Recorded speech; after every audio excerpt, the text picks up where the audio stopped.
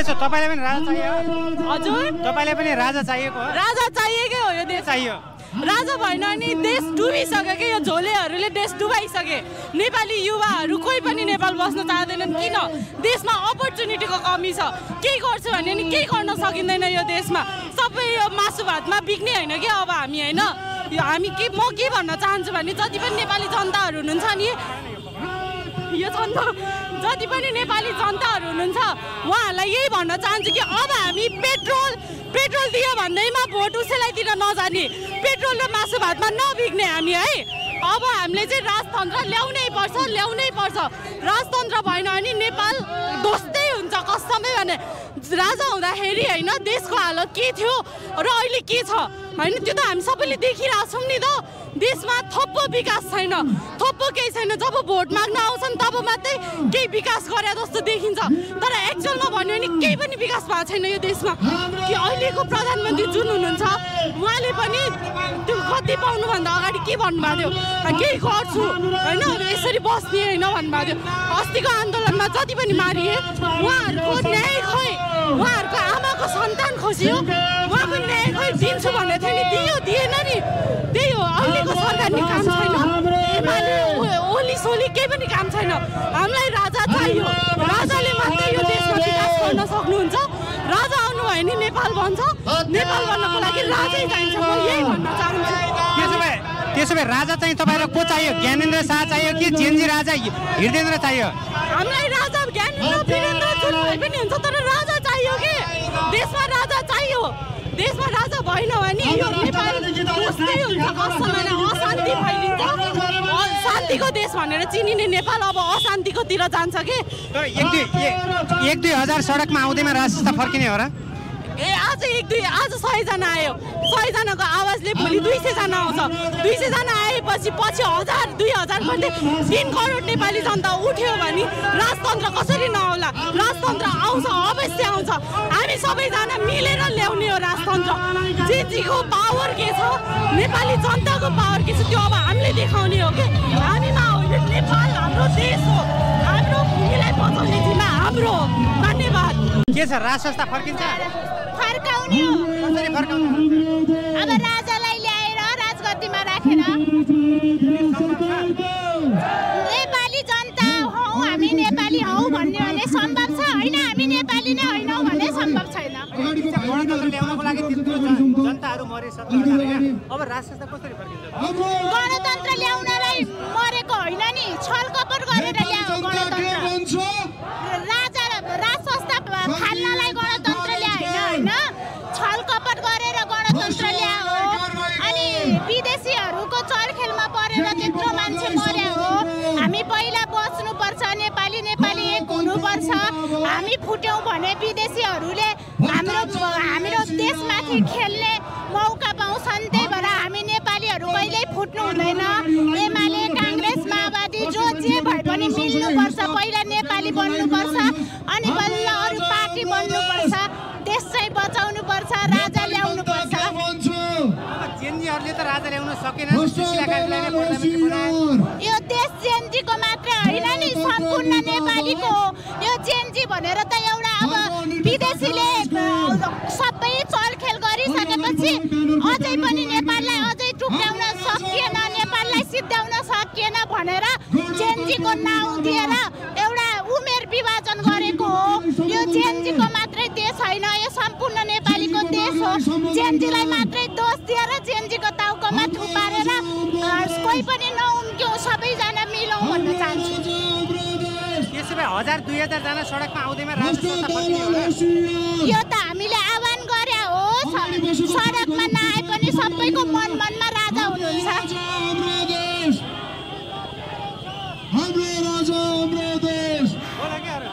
अब म सबैजनालाई भन्न चाहन्छु पहिला सबैजना आउनु देश बचाऊ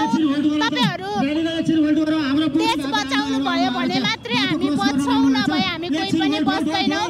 देशभन्दा ठुलो केही पनि छैन बचाउ भनेदेखि सबै अरू काम गरौँला पहिला देश बचाऊ भन्न चाहन्छु सम्पूर्ण नेपालीहरूलाई हामी नेपाली रहनु छ भने हामी हाम्रो देश बचाउनु छ भने सबैजना आउनु राजालाई ल्याउँ सिरिपेच लगाइदिउँ त्यसपछि देश बचाउँ भन्न चाहन्छु। हाम्रो भाषा हाम्रो भेष सबैभन्दा राम्रो छ। दुर्गा प्रसाद दुर्गा प्रसादलाई हाम्रो भाषा हाम्रो भेष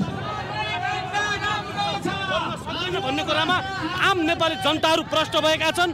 व्यक्ति परिवर्तनले केही हुँदैन भन्ने कुरामा यो व्यवस्थामा प्रष्ट भएको छ। यो मुलुक बचाउन र मुलुकको अस्तित्व कायम राख्नका निमित्त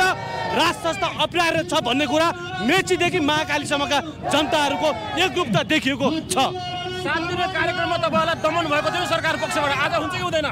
हामीलाई थाहा छ राष्ट्रवादी आन्दोलन जहिले हुन्छ त्यो आन्दोलन शान्तिपूर्ण हुन्छ। यदि राष्ट्रवादी आन्दोलन शान्तिपूर्ण आन्दोलनलाई सरकार पक्षबाट दमन गरिन्छ भने त्यसको प्रतिकार गर्न सक्ने क्षमता राष्ट्रवादी आन्दोलन र राष्ट्रवादी युवा शक्तिसँग छ भन्ने कुराहरू हामी प्रश्न पार्न चाहन्छौँ। त्यसो भए 1-2 हजार जना जुलुस गर्दैमा राज संस्था फर्किने हो र? होइन, यो एउटा सुरु एउटा आज राष्ट्रिय युवा के अरे हाम्रो चाहिँ पशुपति खड्काको नेतृत्वमा भएको हो। युवा शक्तिको नेतृत्वमा यो विभिन्न शक्तिहरू हजारौँ शक्तिहरू छन्। सबै शक्ति एक ठाउँमा आएर यो मुलुकमा एउटा निर्णायक आन्दोलन राज संस्थाको हुन्छ। यो एउटा फिल्म मात्र होइन, एउटा अब फिल्म आउन बाँकी छ। त्यस भएकोले राज संस्थाले पुनः मेचीदेखि महाकालीसम्म जनताहरू काठमाडौँमा ल्याउनुका लागि यो आन्दोलनको सुरुवात हो। यो आन्दोलन एउटा हाम्रो संस्थाले गरेको, त्यसपछि वृहत राज संस्थाको पक्षधर यो मुलुकमा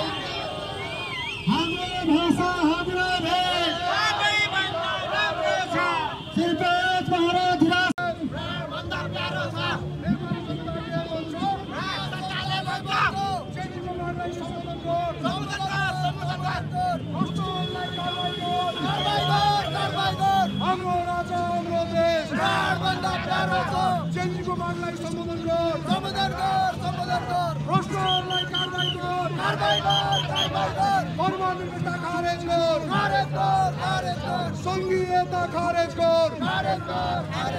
गणतन्त्र खारेज कर,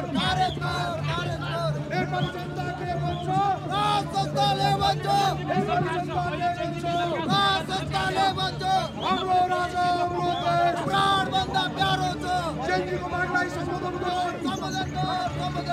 भ्रष्टाचारलाई कारबाही गर, हत्यारालाई कारबाही गर, चेन्जीको मागलाई सम्बोधन गर, हत्यारालाई कारबाही गर, भ्रष्टाचारलाई कारबाही गर।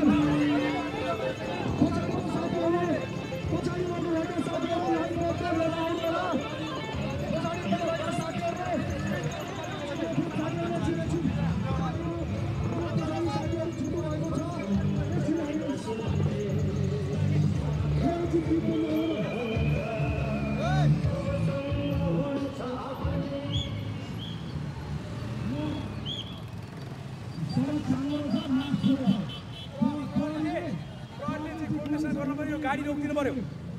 यहाँ अरू कम्युनिस्टले भेटेर गाडी पठाइसक्थे, विद्रोह गरिसक्थे, त्यो पछि हामी छैनौँ। अब मास ठुलो छ, सडक सानो छ, तपाईँले त्यो हाम्रो केटाहरूलाई चाहिँ साइडलाई भन्नुहुन्छ। पछाडि हाम्रो मास छुटिसक्यो, चरीको मास उता बाटो छैन, हामी चाप्यौँ भनेको यता हो होइन। त्यसको अब हामी यदि संयमता भएर अनुशासित भएर गइरहेछौँ। प्रहरीले चाहिँ कोर्डिनेट गर्नु पऱ्यो है। मैले आग्रह गरिरहेको छु, फेरि यो आक्रोशित युवाहरू तातिरहेछन्, होस पुऱ्याउनु होला। आदरणीय साथीहरू, हामी मर्यादित भएर अनुशासित भएर र प्यानल पनि त्यो प्यानलको साइडको जुन बाटो कब्जा भएको छ त्यो त हामीले पाउनु पऱ्यो नि। यहाँ 50 जना कम्युनिस्टले उहाँ चाहिँ नेपाल उपत्यका बन्द गर्छ। अगाडिको साथीहरू अगाडि बढौँ। राजतन्त्र जिन्दाबाद, जिन्दाबाद जिन्दाबाद, राजतन्त्र जिन्दाबाद, जिन्दाबाद जिन्दाबाद, राजतन्त्र जिन्दाबाद, जिन्दाबाद जिन्दाबाद, राजतन्त्र जिन्दाबाद, जिन्दाबाद जिन्दाबाद। चाहियो चाहियो राजा चाहियो, देश जोगाउन राजा चाहियो, धर्म जोगाउन राजा चाहियो, संस्कृति बचाउन राजा चाहियो, हिमाल बचाउन राजा चाहियो, भाइ बचाउन राजा चाहियो, हिमाल बचाउन पहाड बचाउन संस्कृति बचाउन। राजतन्त्र जिन्दाबाद, राजतन्त्र 2072 को संविधान खारेज कर 2072 को संविधान खारेज कर 2072 को संविधान खारेज कर अलि बिस्तारै बिस्तारै साथीहरु अगाडि बढौं अलि व्यवस्थित भएर लाइनमा लागिनु हुन सबैलाई सम्पूर्ण सहयोगका मित्रहरुलाई अनुरोध गर्न चाहन्छु कृपया लाइनमा बसिदिनु होला सबैजना कृपया सबैजना लाइनमा बसेर हिँड्नु होला पुष्पेजी अब यो आजको आन्दोलनले के मेसेज दिन्छ सरकार आजको आन्दोलनले राजाको पक्षमा यत्रो मास निस्केको छ यो मासलाई व्यवस्था गर्दै यो सरकार हिँड्यो भने यो सरकार दलको कार्यकर्तादेखि डराउने राष्ट्रिय झण्डामुनिको मासलाई अवहेलना गर्यो भने यो सरकार छिनभरमै समाप्त हुन्छ सकिन्छ तेस्रो पटक राजालाई राजगद्दीमा राख्छु भन्नुभएको छ तपाईहरुको कहिलेसम्मको जनताले भने हामी राख्ने हो राजगद्दीमा राजालाई नराखेछ हाम्रो यस्तो खाले आन्दोलन अगाडि बढ्दै जान्छ प्रेत हुँदै जान्छ र यसले त्यो निर्णायक मोडमा पुर्याउँछ तर तपाईहरुको एक आन्दोलनकारी अब दुर्गा पर्साईले त हामी एक छौं राजाको मुद्दामा हामी एक छौं सडकमा अहिले देख्नु पनि हजारौंको माहौल यो माहौल सबैले साथ दिएर सबै एक भएर भएको हो त्यसैले हाम्रो आन्दोलन जनतालाई समेटेर राष्ट्रसत्ता पुनर्स्थापना नगरेसम्म रोकिँदैन यो अगाडि बढ्दै जान्छ हाम्रो आन्दोलन जारी छ जनताको आन्दोलन हो राष्ट्रिय झण्डा मुनिको आन्दोलन हो कुनै पार्टीको स्वार्थको लागि होइन हामीलाई यो देश बचाउन राजा चाहियो राजा ल्याउनु पर्यो राजा ल्याउन हामी जुनसुकै अवस्थामा जे गर्न तयार छौँ बोलेकै भरमा तपाईहरुका साथीहरुलाई हिरासतमा राखिएको छ यो सरकारको कायरता हो यो मैले भन्ने पार्टीको कार्यकर्तादेखि थर्किएको सरकार यसको कुनै अर्थ छैन सरकार छैन यो देशमा सरकार छैन त्यही भएर हामीलाई राजा चाहियो जनताको सरकार देशको सरकारलाई राजा चाहियो त्यस कारणले यो सरकारको कुनै पनि अनुमति छैन पहिला दलको सरकार निरङ्कुश थियो अब अहिले जेनजीको सरकार भनेको चाहिँ नेपालको सरकार हो जस्तो लाग्छ सुशीला कार्कीलाई के छ तपाईहरुको सन्देश सुशीला कार्की छोड्नुपर्छ काम छैन अब सुशीला कार्की प्रधानमन्त्री भएर के भयो झन् यता चाहिँ जनताहरूको चाहिँ मागलाई बिर्सिएर व्यवस्था गरेर सम्बोधन गर्नु पर्दैन जो यत्रो जनता 90% जनता राजाको पक्षमा छन् राजाको पक्षमा निर्णय गर्नु पर्दैन त्यो भागेको राष्ट्रपति निकाल्नुपर्छ भागेको राष्ट्रपति निकालेर राजसंस्था राख्नुपर्छ ज्ञानेन्द्र सरकारलाई तेस्रो पटक गति आरोहण गराउनुपर्छ ज्ञानेन्द्र शाहलाई तपाईको सन्देश के छ ज्ञानेन्द्र सरकारलाई अब मेरो सन्देश भने जनताको चाहिँ सन्देश छ हामी निर्मल निवास चाँडै आउँदैछौँ लाखौँको सङ्ख्यामा आउँदैछौँ सरकारको तेस्रो पटक गति आरोहण गर्नु पर्यो देश बचाउनु पर्यो राजा फर्काउनु पर्यो